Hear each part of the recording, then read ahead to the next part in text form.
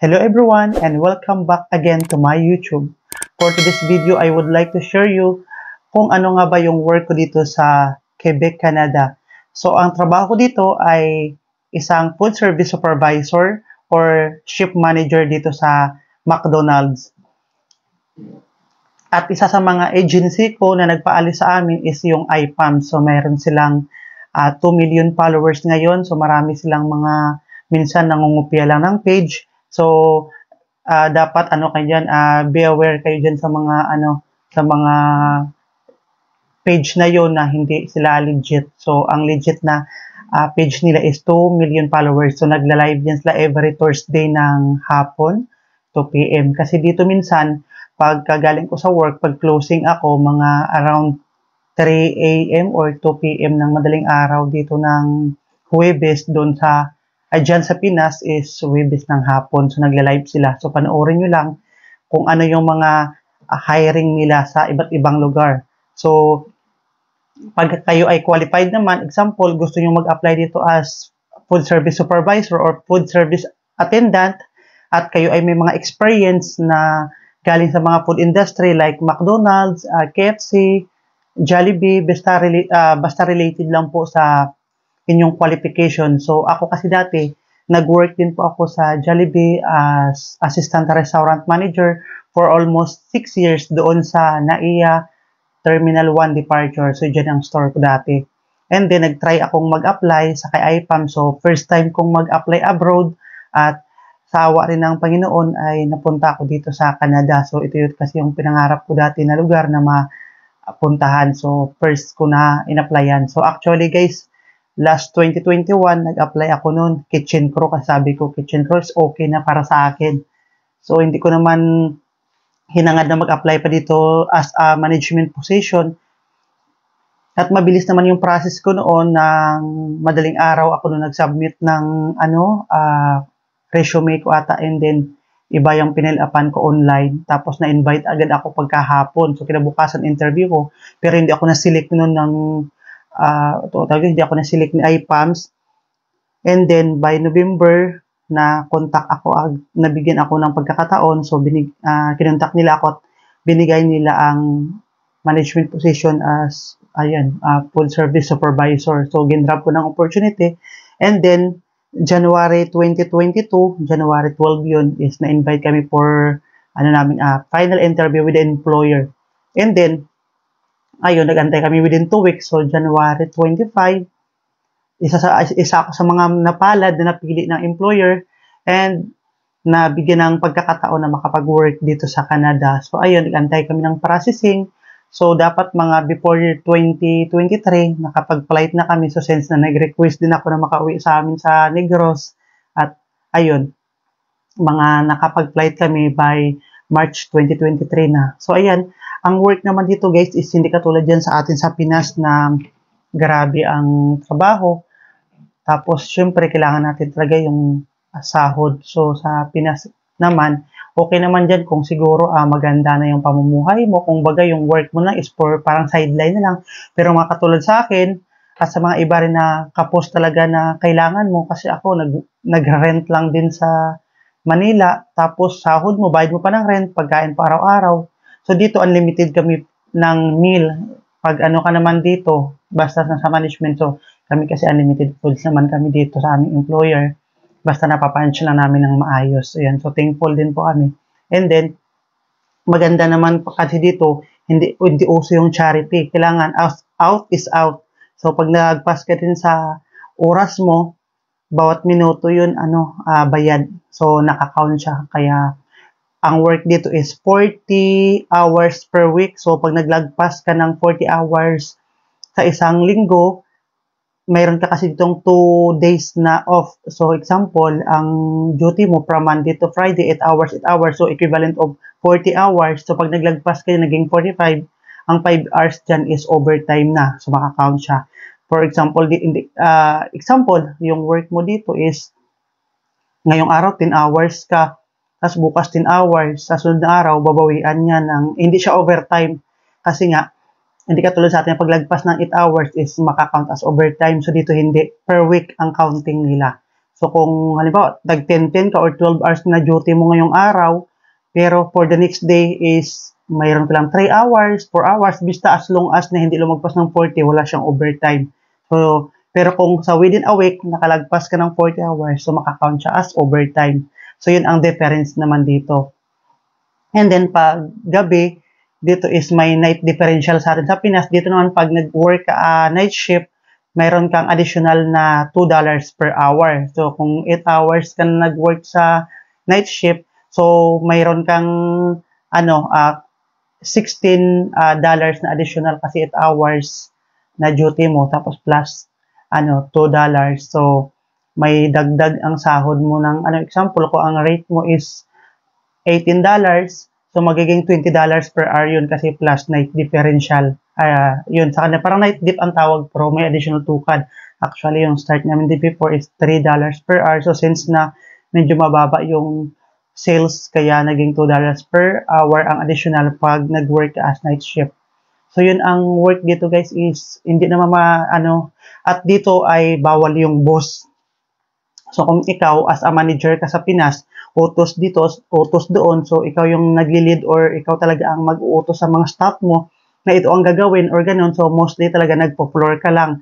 Dito hindi, ikaw talaga ang nag-actual nag-work. So hindi pwede na ikaw ang manager, ikaw yung pinakamataas, utos ka lang. Actually, nag-uutos ka pero limited lang na hindi lahat as long as na kaya mo. Kung halimbawa, busy siya or ikaw naman hindi busy, hindi mo na kailangan na iutos dito. Kailangan ikaw talaga. At saka, dito as a shift manager ka, nagpo-floor ka talaga, nag-ooperation ka, gumagawa ka rin ng admin, pero mostly talaga nag-ooperation kayo, nasa nasa station. Kayo talaga nag-i-station kasi kayo ang nagli-lead sa mga sa mga staff. For example, ikaw ang sa kitchen, so may dalawa kayo kung kumpleto.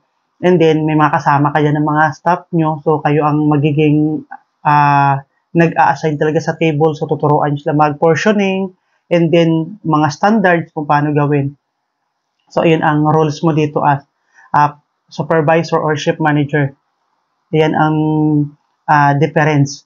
And then, dito naman is sa amin kasi naka-close permit kami, so hindi kami eligible na mag-work outside sa employer. Kailangan namin is mag-work lang sa aming employer kasi naka-close permit kami.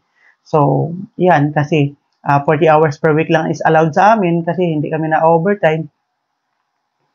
Kaya mas maraming pahinga namin dito. Pero as long as naman okay naman guys ang as long as hindi ka dito one day millionaire, maganda naman ang talaga. So maraming nagsasabi na ganito ganyan, mahirap ditong pamumuhay, tapos malaki ang mataas naman itong cost of living kasi bayad ng bahay lahat, pero may maitabi ka pa rin talaga, hindi ka tulad sa Pinas na hindi ko naman sabihin na sinisiraan na nasa Pinas ka, ganito ganyan, mahirap ang pamumuhay, hindi naman kasi meron kasi iba na lahat sasabihin na ganito ang buhay dito compare dyan. Hindi naman, gusto ko lang i-clarify na mas ibabalance lang natin ang kung ano lang talaga based on my experience naman kasi dito sa akin lang to hindi naman sa lahat.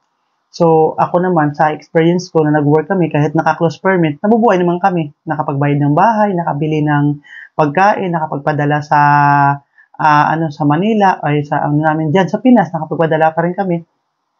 Siguro kung dito magastos ka, gala dito, gala doon, syempre sahod mo dollar, gastos mo $dollar din. Kaya mauubusan ka talaga kasi nga magastos ka. Pero kung as long as naman na dito, marunong kang magtipid, marunong kang dumiskarte na dapat limited lang, na hindi ka pala gala or gumagala ka naman kasi kami gumagala naman minsan pero dapat may limitasyon lang. So makakaipon ka naman kasi kung i-compare mo naman ang work ko dati, sa akin lang to so i-compare ko yung work ko dati, compare ngayon, mas mataas talaga ang naiipon mo at saka mas mataas talaga ang ang difference ng sahod. At saka in terms naman sa stress na trabaho, mas stress talaga ang previous ko na work ng sa Pinas ako compare dito.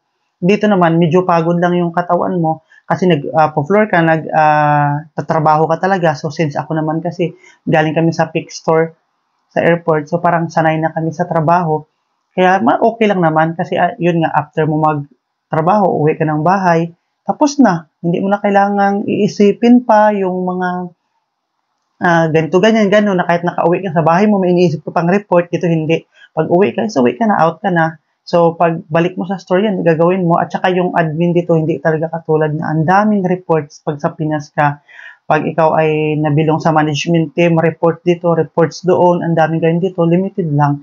Mas more on floor ang ginagawa namin kaysa sa administrative. So, ayan ang difference. Kahit yung mga manager dito, director, nagtatrabaho yan sila. Kahit yung may-ari ng kumpanya, nagtatrabaho yan sila dito para magiging patas lang ang lahat. Hindi dito na forget mataas ang position mo, utos-utos ka dito doon, hindi. Dito is pantay. Parang wala lang. And then, hindi dito uso ang ma'am, sir. So, kasi kami, as a respect na, dinasanay kami minsan sa mga big boss na or ganun. Pero, dito kasi is common lang na tawagin yung first name mo. So, yan guys, ang trabaho dito madali lang. So, kung kayo ay may mga experience naman at gusto yung mag-apply dito, so pwede naman as long as na-qualified kayo. So, basta legit yung mapuntahan yung na page ni iPalms, basta 2 million followers. So, follow nyo sila and then abangan nyo palagi yung live and then abangan nyo kung may naka-post doon. Then may naka-post doon na mga list of requirements. Sundin nyo lang yun guys kasi ang dami-daming nagme-message sa akin tuwing na share ni iPalms minsan yung post ko. So, doon naman sa post ni iPalms kasi meron naman doon list of requirements. Kung ano nakalagay doon, sundin nyo lang katulad natin sa ginawa namin dati. And then, ayan, magagawa nyo talaga yun guys. Basta sundin nyo lang yung ang nakalagay. Kung ano mga list of requirements. Diba yung follow the rules. Kasi as long as na sinusunod mo naman, mabilis lang yun. So, yun lang guys. So, kung kayo ay may mga katanungan pa about sa pag-apply dito sa Canada or regarding sa mga pamumuhay dito, siguro for the next vlog, try kong gumawa naman ng mga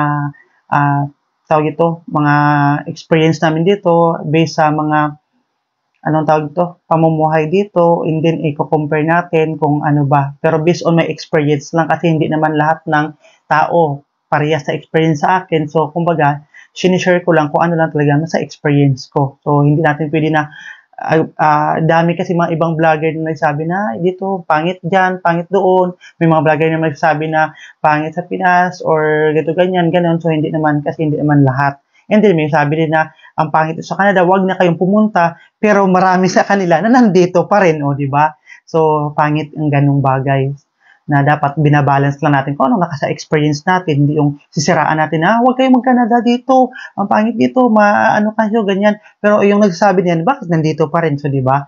So, dapat hindi natin yan ilagay sa mindset natin kasi marami rin mga Pinoy na nangangarap na mahirap katulad ko na gusto rin makaahon sa hirap na mabibili yung mga gusto. So, itutulungan natin. So, kailangan mag-share tayo na based sa experience natin. So, wag natin gagawin ang mga negative. Magbigay natin ng positive, negative. Kumbaga, binabalance lang natin, di ba? Sa mga kapwa natin nagbablog dyan about Canada. Okay? So, ganun lang guys. So, thank you for watching. So, sana may matutunan kayo. And then, comment lang kayo sa comment section kung ano pang mga next vlog natin gagawin as long as na hindi ako busy dito sa work. So, makapag-record ulit tayo ng ating next vlog. So, yan guys. Thank you for watching and God bless you all.